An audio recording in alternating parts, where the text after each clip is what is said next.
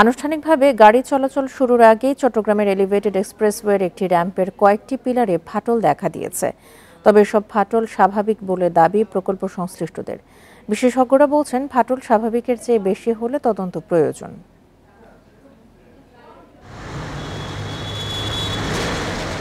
চট্টগ্রামের এলিভেটেড এক্সপ্রেসওয়ের লালখান বাজার র্যাম্পের পিলার এটি। এমন 4টি পিলারে সম্প্রতি দেখা দিয়েছে ফাটল। ওইসব ফাটল কাপড় দিয়ে ঢেকে রাখা হয়েছে এবং ফাটলের জায়গায় আস্তরণ লাগানোর কাজ চলছে। ফাটলগুলো স্বাভাবিকের চেয়ে বেশি কিনা তা খতিয়ে দেখে ব্যবস্থা নেওয়ার কথা বলছেন বিশেষজ্ঞরা। ফাটল হোক আর যাই হোক, আমরা ত্রুটিকে ত্রুটিই বলবো।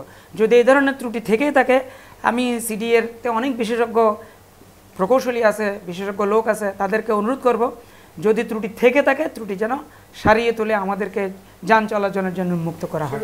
প্রকল্প পরিচালক বলছেন, এগুলো কোনো গভীর ফাটল নয়। এমন ফাটল যে কোনো নির্মাণাধীন অবকাঠামোতে হওয়া স্বাভাবিক। এতে অবকাঠামোর উপর কোনো প্রভাব পড়বে না। বিল্ডিং গুলো তো কংক্রিটের একটা বাইরের আস্তরে একটা ক্র্যাক দেখা যায়। তো এটা কি বিল্ডিং এর কলাম ভাঙে গেছে? অতিরিক্ত কাস্টিং হওয়ার ফলে ফলস কংক্রিটের একটু ক্র্যাক দেখা দিচ্ছে। ফলস কংক্রিট, মূল না।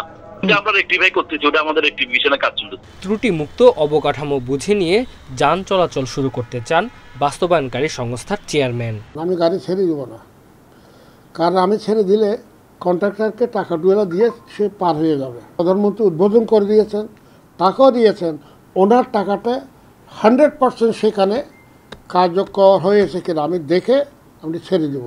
গত মার্চে র্যাম্পটি দিয়ে যান চলাচল শুরুর কথা ছিল, পরে তা পিছিয়ে এপ্রিলে নেওয়া হলেও চলাচল শুরু এখনো হয়নি।